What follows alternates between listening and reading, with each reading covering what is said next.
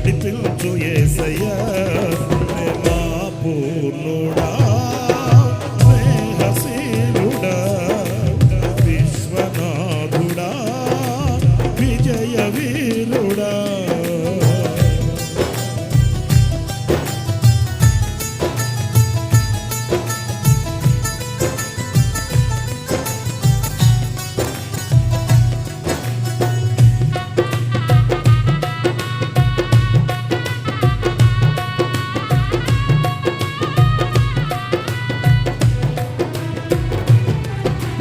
పూర్ణమై పరిపూర్ణమైన నీ దివ్య చిత్తమే నీవు నన్ను నడిపే నూతనమైన జీవ మార్గము పూర్ణమై సంపూర్ణమైన నీ దివ్య చిత్తమే నీవు నన్ను నడిపే నూతనమైన జీవ మార్గము ఇహమందు పరమందు ఆశ్రయమైన వాడవు ఇన్నాళ్ళు క్షణమైన కన్ను మరువని యేసయ్యా నా తోడు నీవుంటే అంతే చాలయా నా ముందు నీవుంటే భయమే లేదయా నా తోడు నీవుంటే అంతే చాలయా నా ముందు నీవుంటే భయమే లేదయా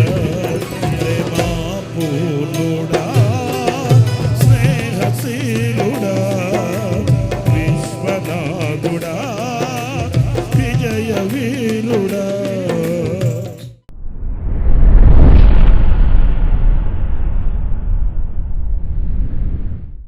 ప్రైజ్ ది లార్డ్. ప్రభువైన యేసుక్రీస్తు నామంలో మీ అందరికీ మా హోసన్నా మినిస్ట్రీస్ తరపున హృదయపూర్వకమైన వందనాలు తెలియపరుస్తున్నాను. ప్రభు మిమ్మల్ని ఆశీర్వదించి దీవించునుగాక.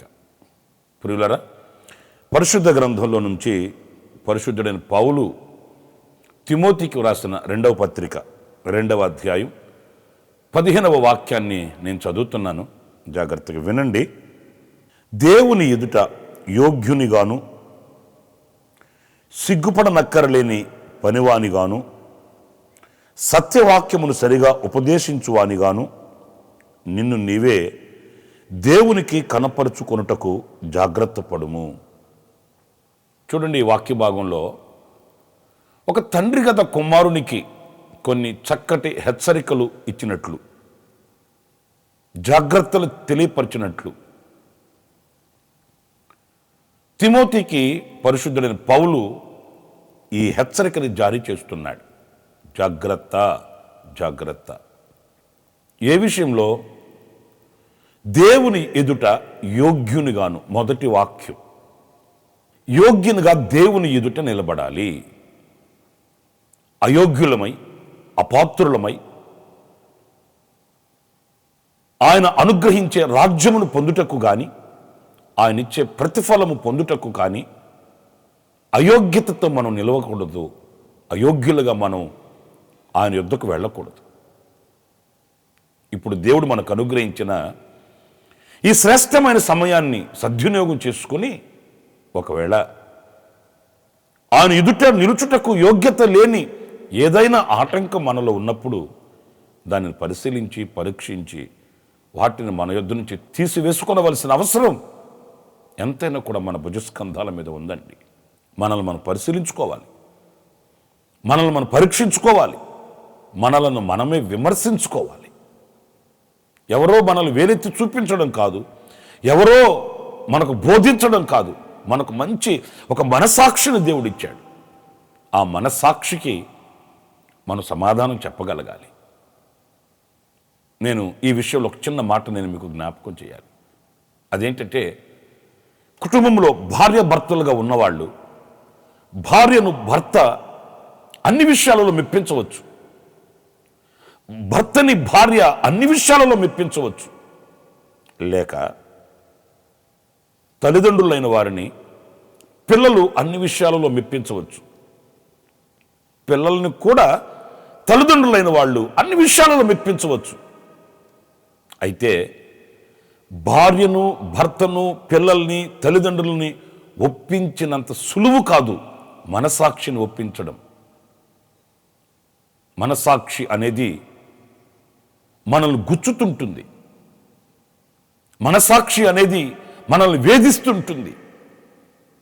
గనుక మొదట మనం మన మనసాక్షిని నిమ్మళపరుచుకోవాలి. మనసాక్షికి సమాధానం చెప్పగలగాలి. అందుకే దేవుని ఎదుట ఈ యోగ్యతని మనం అలవర్చుకోవాలి. మీరు పరిశుద్ధ గ్రంథంలో ఒక చరిత్ర బాగా తెలుసు. తండ్రి ఆస్తిని పంచుకొని కుమారుడు వెళ్ళిపోయాడు. ఓ దూరదేశం వెళ్ళిపోయాడు. అంటే అతనికి తన మీద అంత కాన్ఫిడెన్స్ ఉంది. అంత దూరం ఎందుకు వెళ్ళిపోయాడంటే అతనికి అంత నమ్మకం ఉంది. నేను ఎలాగైనా రాణిస్తాను, నేను ఎలాగైనా సాధిస్తాను, నేను ఎలాగైనా సంపాదిస్తాను అనే కాన్ఫిడెన్స్ అతనికి ఉంది. వెళ్ళిపోయాడు. కానీ బాధాకరమైన విషయం చరిత్రలో మనం చదువుతాము. ఆస్తి అంతా పోగొట్టుకున్నాడు. ఒంటరి అయిపోయాడు. కనీసం తినడానికి తిండి కూడా లేని పరిస్థితుల్లో ఒంటరిగా మిగిలిపోయాడు. అంతే కదండి. అన్నీ ఉంటే అందరూ ఉంటారు, ఏమీ లేకపోతే ఎవరుంటారు? ఏదో గుప్పిలు విప్పగలగాలి, భుజాల మీద చేతులు వేయగలగాలి, వాళ్ళని అక్కడికి ఇక్కడికి తిప్పగలగాలి, వాళ్ళ కంటికి నిండుగా కనబడాలి. అప్పుడే కదండి మనతో ఉంటారు అందరూ. ఏమీ లేక ఒంటరిగా మిగిలిపోయినప్పుడు ఇంకొకడు జంటగా ఎందుకుంటాడు మనతో? ఇది లోకం తీరు కాదా? మోసపోయాడు, మురిసిపోయాడు, అంతా నాదే అని అనుకున్నాడు.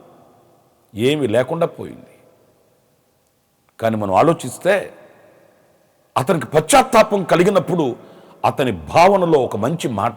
అదేంటంటే తండ్రి దగ్గరకు వచ్చి, చూడండి లూకా సువార్త 15వ అధ్యాయం 21వ వాక్యాన్ని నేను చదువుతున్నానండి. అప్పుడు ఆ కుమారుడు అతనితో, తండ్రి, నేను పరలోకమునకు విరోధముగాను నీ ఎదుటను పాపము చేసి తిని ఇక మీదట నీ కుమారుడనని అనిపించుకొనుటకు యోగ్యుడును కాననెను. తన అయోగ్యత ఏంటో తనకు తెలిసిందండి. నీ మాట వినలేదు, నీ ఆలోచన నమ్మలేదు, నీ ఎదుట విధేయతను చూపించలేదు, నీ ప్రేమను నేను అర్థం చేసుకోలేదు. మరి ఇన్ని విధాలుగా విరోధముగా పాపం చేసిన నేను నీ ఎదుట నిలిచే యోగ్యత నాకు ఎక్కడిది? కుమారుడను అని అనిపించుకున్నటకు నేను యోగ్యుడను కానయ్యా. నిజమే. ఈరోజు మనం ఆయన ఎదుట నిలుచుటకు యోగ్యులమా అయోగ్యులమా?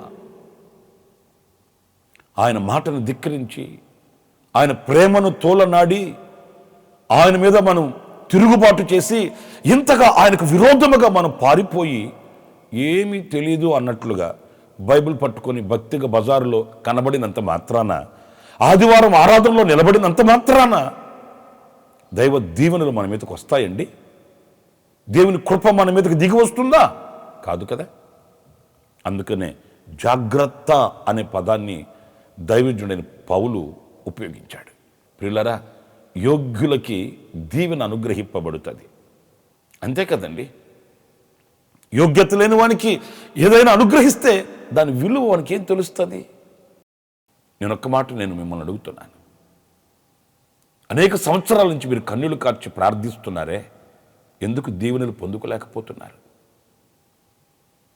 ఆ యోగ్యతని మనం పరిశీలించక, నేను బాగానే ఉన్నానులే, బైబిల్ కూడా పట్టుకున్నాను, బైబిల్ కూడా కొనేశాను, ఇదిగో ఇలాంటి అల్పమైన వాటితో మురిసిపోతున్నామే. కానీ నా సత్ప్రవర్తన విషయమందు దేవుని ఎదుట నేను యోగ్యత కలిగిన వాడనై ఉండాలి, యోగ్యత గల దాననై ఉండాలన్న వివేకం మనకు కలగట్లేదు సుమా.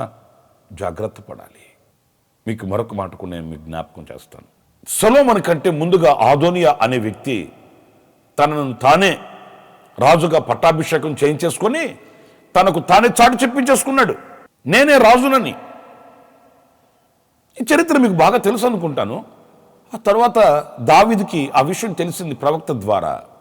ప్రవక్తను పిలిపించి ఈ సొలొమోనుని రాజుగా అభిషేకించమని ఆజ్ఞ ఇచ్చాడు. ఇప్పుడు సొలొమోను రాజు అయ్యాడు. ఆదోనియాకి గుండె దడ పెరిగిందండి.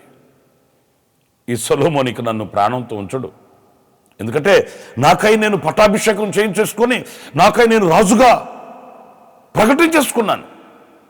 ఇప్పుడు తండ్రి అయిన దావీదు సొలొమోనుని రాజుగా చేశాడు. ఇప్పుడు అతను తేలిగ్గా విడిచిపెట్టేస్తాడా? చంపేస్తాడు నన్ను అని పరిగెత్తుకుంటూ వెళ్ళి ఆ బలిపీఠపు కొమ్ముల్ని పట్టుకున్నాడు. ఆదోనియా సొలొమోనుతో పంపిస్తాడు, నాకు హాని కలగకూడదు, దయచేసి నన్ను క్షమించమని. అప్పుడు సౌలు చక్కటి మాట, ఆ మాట నేను చదువుతాను. రాజుల మొదటి గ్రంథం 1వ అధ్యాయం 51వ వాక్యం దగ్గర నుంచి నేను చదువుతున్నానండి. ఆదోనియా రాజైన సొలొమోనునకు భయపడి బలిపీఠపు కొమ్ములను పట్టుకొని, రాజైన సొలొమోను తన సేవకుడునైన నన్ను కత్తి చేత చంపకుండా ఈ దినమున నాకు ప్రమాణము చేయవలనని మనవి చేయనట్లు సొలొమోనునకు సమాచారము రాగా, సొలొమోను ఇలాగూ సెలవిచ్చెను, అతడు తన్ను యోగ్యునిగా అగపరుచుకొనిన ఎడల అతని తల వెంట్రుకలలో ఒకటైనను కింద పడదు. సొలొమోను తక్కువనడేం కాదండి. ఆదోనియాతో సొలొమోను చెప్తాడు, నన్ను చంపద్దు, నాకే హాని కలగకూడదు, నన్ను క్షమించు అని అనడం కాదురా బాబు. ఇంత ద్రోహానికి నువ్వు ఒడికట్టావు, ఇంత ఘాతకానికి నువ్వు దిగి వచ్చావు. తండ్రి చెప్పకుండానే, తండ్రి ఉండగానే ఆ తండ్రి స్థానాన్ని కొట్టేయాలని, సంపాదించుకోవాలని దొడ్డిదారిలో, దొంగదారిలో నువ్వు సింహాసనం ఎక్కావు. మరి అంత చేసి ఇప్పుడు నాకేం జరగకూడదు, నాకే హాని కలగకూడదు, నాకు ప్రాణి హాని కలగకూడదు, నాతో నిబంధన చెయ్యి అంటే ఎట్లా? ఒకటి, నిన్ను నీవు యోగ్యునిగా కనపరుచుకొనిన ఎడల, ఓ కన్నీడు కార్చి ఏడ్చి అయ్యో తప్పైపోయింది, అయ్యో ఇదైపోయింది అని అనడం కాదు. మనకు ఇంగ్లీష్ వాళ్ళు వెళుతూ నేర్పిన ఒక మంచి మాట ఏంటంటే సారీ. అది చెప్పేస్తే ఇంక అన్నీ అయిపోతాయి. చేయాల్సిందంతా చేసేసి ఆఖరులో సారీ అండి అయిపోయింది. సొలొమోను అదే అంటున్నాడు, అలా కాదు, చేయాల్సిందంతా చేసేసి ఆఖరులో ఇప్పుడు క్షమించు, సారీ అంటే ఎలాగా? నిన్ను నీవు ఈ పశ్చాత్తాపమునకు తగినట్లుగా యోగ్యునిగా నిన్ను నీవు కనపరుచుకుంటే నీ తల వెంట్రుకలలో ఒక్కటైనను రాలదు. యోగ్యమైన వ్యక్తిగా నువ్వు నిలవాలి, యోగ్యమైన వ్యక్తిగా నువ్వు బ్రతకాలి. నువ్వు క్షమించు అని పశ్చాత్తాపడుతున్నావు కదా, ఈ పశ్చాత్తాపమునకు తగిన ఆ యోగ్యత నీలో కనిపించాలి. ఆనాడు ఏ హాని నీకు రాదు, ఏ కీడుని దరిచేరదు. నీ ప్రాణమునకు నేను ఉత్తరవాదిని.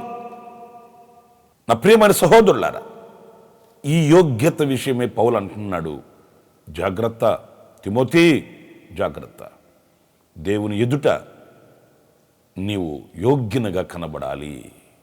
సొలొమోను చెప్పినట్లుగా యోగ్యమైన ప్రవర్తన గలవారమైతే తల వెంట్రుకలలో ఒకటైనను రాలని ఆ మంచి యోగ్యతని మనం ధరించుకోవాలి. అలాంటి కృప మనందరికీ ప్రభు అనుగ్రహించునుగాక. ఆమేన్. తలలు వంచండి, ప్రార్థన చేస్తాం. ఆశ్చర్యకరుడైన తండ్రి, జీవాధిపతి అయిన ప్రభువా మీకు వందనాలు. దేవుని ఎదుట యోగ్యునిగాను అని పరిశుద్ధులైన పౌలు తిమోతికి రాసిన మాటలు మా జీవితాన్ని ఇదిగో మరొక్కసారి వెన్నుతట్టి మమ్మల్ని ఆలోచింపచేసేటట్లు మీరు కృప చూపించారు. అవునయ్యా, మంచి యోగ్యత కలిగిన వారమై, మంచి మనసాక్షి కలిగిన వారమై, ఒకవేళ మాలో ఏదైనా అవిధేయత నిలిచి ఉంటే ఆనాడు తప్పిపోయిన కుమారుడు పశ్చాత్తాప్తుడై తండ్రి దగ్గర క్షమభిక్షను వేడినట్లుగా మేము కూడా మీ ఎదుట ద్రోహులమని దోషులొగ్గి క్షమభిక్షను వేడుతున్నాము. ఏదైనా అవిధేయత మాలో పొడచూపితే దయతో మన్నించండి, క్షమించండి. మీ దీవెనలకు మమ్మల్ని పాత్రులుగా చేయండి, యోగ్యులుగా చేయండి. మమ్మల్ని మీకు అప్పగించుకుంటూ యేసు ప్రశస్త నామములో ప్రార్థన చేసి వేడుకొనుచున్నాను తండ్రి. ఆమేన్, ఆమేన్. ప్రభు కృప ఈ దినమంతా నా దేవుడు మీకు సమృద్ధిగా అనుగ్రహించుగాక. ఆమేన్. ప్రతిదినము ఈ అనుదిన కృపాను సందేశముల కొరకు, ఇంకా మరిన్ని ఆత్మ సంబంధమైన సందేశాల కొరకు ఈ మా యూట్యూబ్ ఛానల్ ను సబ్స్క్రైబ్ చేసుకోండి. Pastor Ramesh hosanna ministries.